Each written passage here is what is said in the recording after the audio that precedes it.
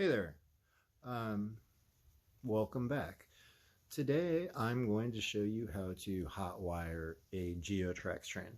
Um, in a previous video I showed you what to do if your engine stops working, so you could check out that video. It's very simple and it works a lot of the time. But this time it's if you lose your remote control or you break it or something like that and there's no way to run your train. This way you can actually run it, but it'll just continue running until you take the batteries out. So I'm going to show you how to do that today, and here we go. I have a whole lot of Geotrax trains.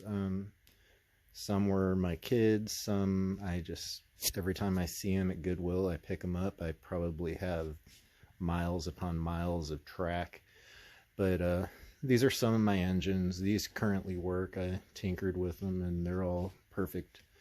And then I have all these controllers with missing engines or this or that. And then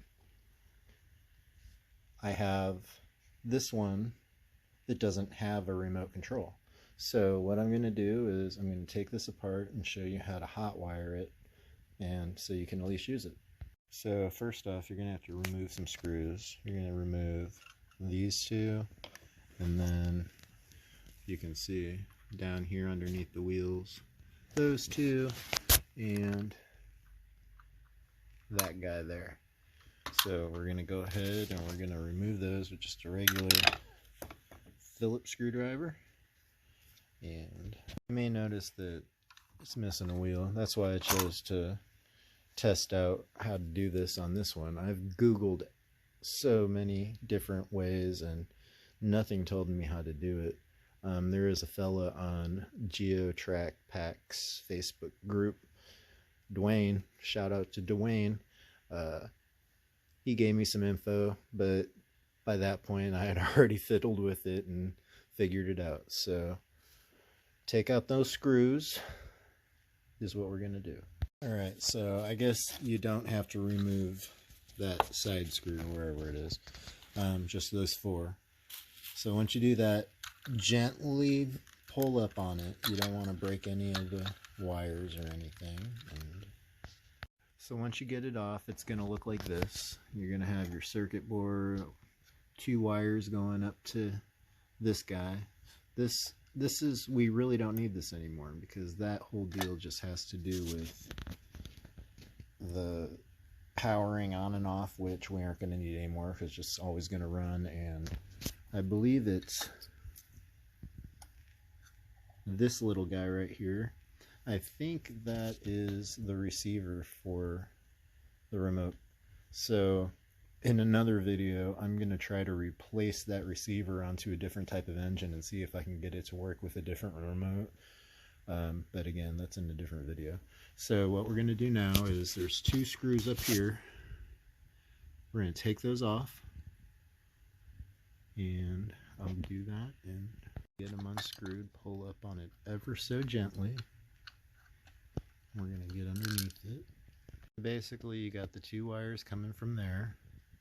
And then you have, I don't know if you can see it, the red wire, and then there's a black wire there. You see that? So we're just going to go ahead and get those off of that board, free it up.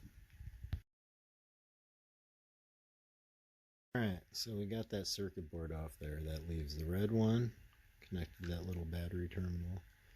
The black one connected to this little push apparatus that closes when you shut the battery door.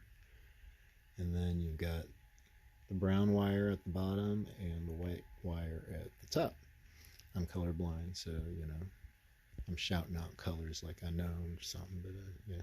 Anyways, what we're going to do is we're going to take the black one and we're going to solder it together with the white one.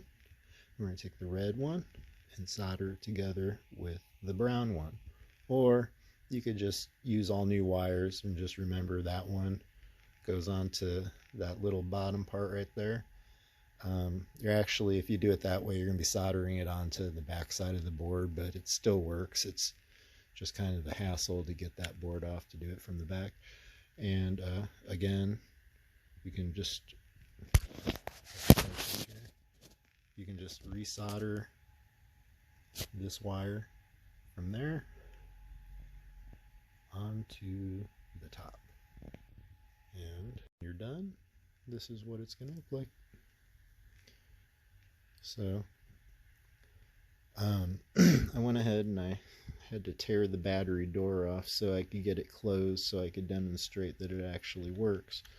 I mean, this engine, the gears are all jacked up in it because I've fiddled with it for so much, but when I shut the door, then at least you can hear it, it's running. So that, my friends, is how you hotwire a Geotrax.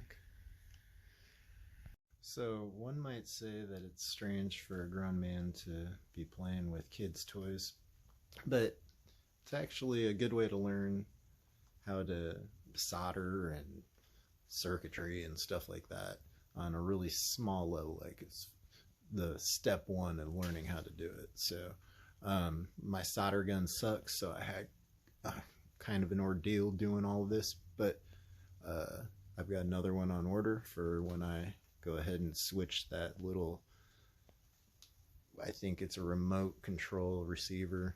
I'm going to see if that works on my next video or in another video, and thanks for watching.